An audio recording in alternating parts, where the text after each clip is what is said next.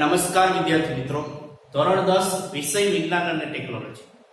આજે આપણે નવું ચેપ્ટર એટલે કે જીવ વિજ્ઞાનને લગતું ચેપ્ટર નંબર 6 જૈવિક ક્રિયાઓ વિશેનો અભ્યાસ કરશું. હવે જૈવિક ક્રિયાઓ કોની અંદર જોવા મળે છે? તો જૈવિક ક્રિયાઓ સજીવોની અંદર જોવા મળે છે. સૌથી પહેલા આપણે પ્રસ્તાવનાથી શરૂઆત કરીએ.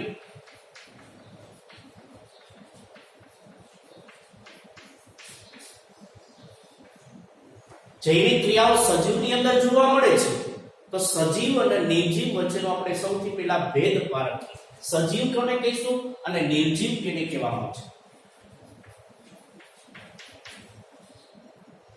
સજીવ અને નિર્જીવ વચ્ચેનો ભેદ શું? એટલે કે સજીવ કેને કહી શકીએ અને નિર્જીવ કેને કહેવામાં આવે છે? ચલો આપણે ઉદાહરણથી શરૂઆત કરીએ. આપણે કોઈ કૂતરાને દોડતા જોઈએ છે. પછી ગાયની વાત કરી, ગાય વાગોળતી હોય. કોઈ માણસ છે, એ માણસ જોરથી એ બૂમ પાડતું હોય.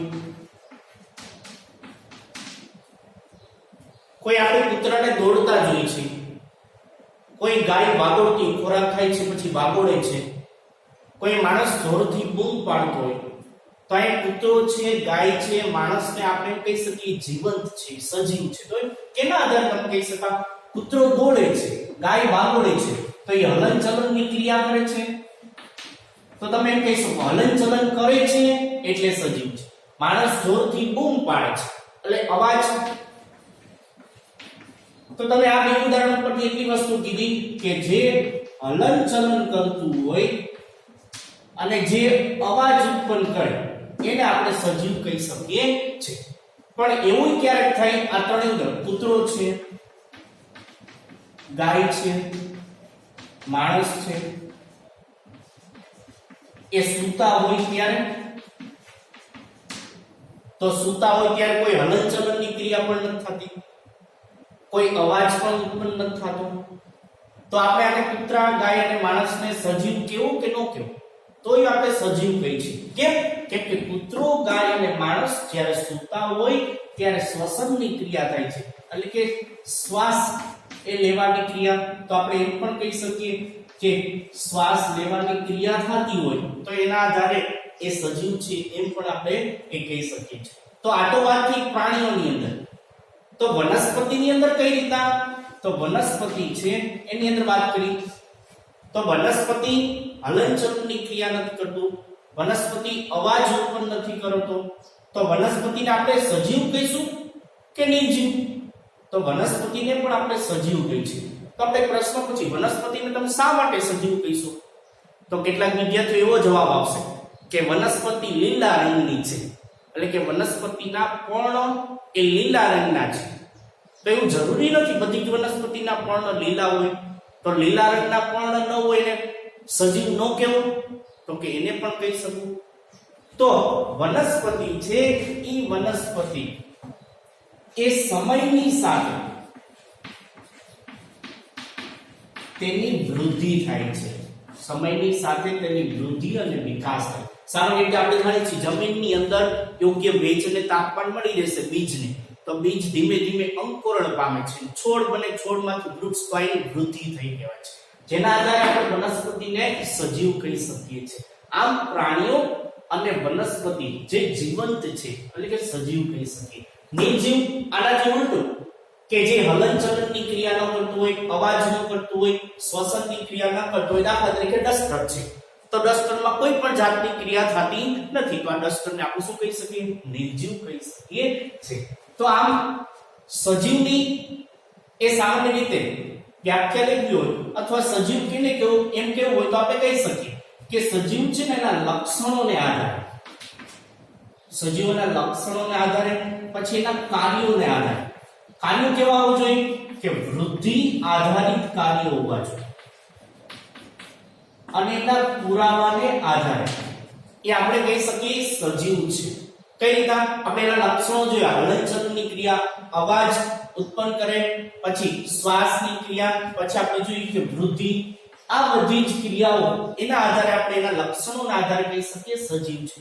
પછી એના કાર્ય કેવા હોવા જોઈએ? વૃદ્ધિ આધારિત કાર્ય હોવા જોઈએ. એના આધારે કહી શકીએ પુરાવા એટલે જાણીએ છીએ આપણે કે સજીવોની અંદર જોવા મળતી પ્રજનનની ક્રિયા. એક સજીવ પોતાના જેવો જ બીજો સજીવ એ ઉત્પન્ન કરે છે, એટલે પિતૃમાંથી નવી સંતતિ, એટલે એના ડીએનએ નું નિર્માણ, જનીનનું નિર્માણ કરી શકતા હોય, એટલે પુરાવો જેના આધારે આપણે કહી શકીએ છીએ કે શું છે?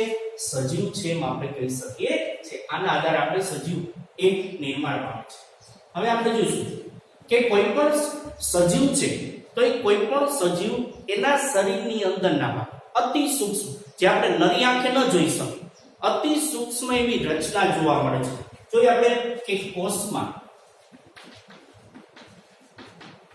કેવા પ્રકારની ક્રિયા જોવા મળે છે કે શરીરના અંદરના ભાગમાં એક આણ્વીય એટલે કે અણુ કે પરમાણુ સ્તરે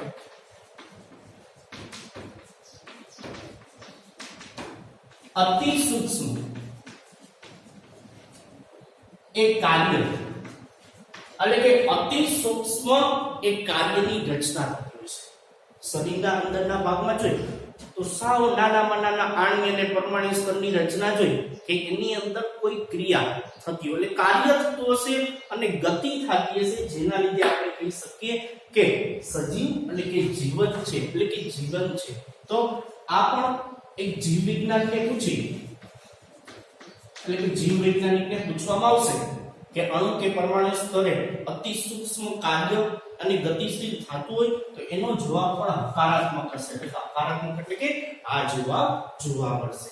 હવે આપણે જોઈએ કે અણુ કે પરમાણુ સ્તરે અતિ સૂક્ષ્મ કઈ રીતના કે સજીવની અંદર કઈ રીતની રચના જોવા મળતી હોય તો એના વિશે આપણે જોઈ છીએ કે દાખલા તરીકે આખું શરીર છે તો આપણે 9મા ધોરણની અંદર ભણી ગયા સજીવ શરીરની રચના કઈ રીતના હોય છે. તો સજીવ છે એ સજીવની અંદર આખી પૂરેપૂરી ગોઠવણી એટલે કે સુવિકસિત આયોજનબદ્ધ ગોઠવણ રહેલી હોય છે. આખું મનુષ્યનું શરીર હોય કે કોઈ પ્રાણી બીજાનું શરીર હોય, વનસ્પતિ હોય, એની આખી ગોઠવણી છે એ સુવ્યવસ્થિત એટલે આયોજનબદ્ધ ગોઠવણી જોવા મળે છે. જે આપણે જાણી ગયા દાખલા તરીકે સજીવ છે અને શરીરની વાત કરીએ તો આપણે જાણીએ છીએ શરીર અંગો ભેગા મળીને નિર્માણ થાય છે. પછી જ રીતના અંગો શેમાંથી તો કે પેશીમાંથી નિર્માણ પામે છે. તો પેશી છે એ કોષ ભેગા મળીને એટલે કે કોષો ભેગા મળીને પેશીની રચના. તો પેશી છે એ કોષમાંથી, તો કોષ એ રાસાયણિક દ્રવ્ય એટલે એક પ્રકારના વિશિષ્ટ પદાર્થોમાંથી એ નિર્માણ પામે છે. એ વિશિષ્ટ પદાર્થો જે આપણે 9મા ધોરણની અંદર ભણી ગયા કે કોષીય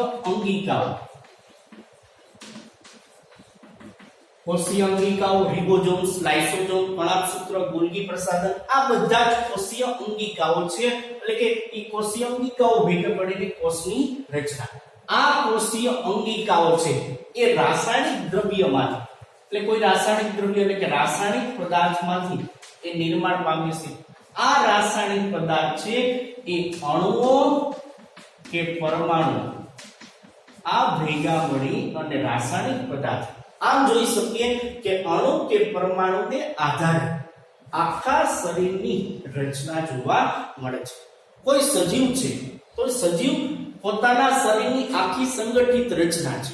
એ સંગઠિત રચનાની સાથે સાથે એના પર્યાવરણની અંદર કોઈ અસર થાય, ફેરફાર થાય તો એના શરીરની અંદર પણ વિઘટનની ક્રિયા જોવા મળે છે. એટલે વાક્ય લખી કે સજીવ છે એ સજીવની સંગઠિત રચના, આખી રચના છે એ સંગઠિત રચના એ સમયની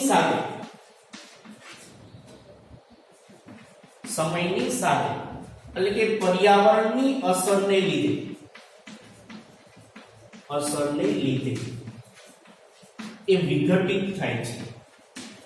વિઘટિત થાય એટલે કે છૂટી પડવાની ક્રિયા. જો આપણું શરીર છે મનુષ્યનું શરીર, તો મનુષ્યના શરીરની આખી આ રચના જોઈએ કે અણુઓ કે પરમાણુ ભેગા, રાસાયણિક પદાર્થો, કોષીય અંગિકા ભેગી, કોષ પેશી, અંગો અને શરીરની રચના. જો આની અંદર કોઈ ફેરફાર થશે સમયની સાથે, પર્યાવરણની સાથે, તો એ આખા ભાગ વિઘટિત છૂટું પડવાની ક્રિયા થાય. જો વિઘટિત થશે તો આખી વ્યવસ્થા છે એ વ્યવસ્થા એ તૂટશે.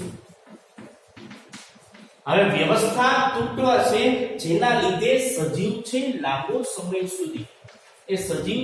સમય સુધી જીવી શકતો નથી.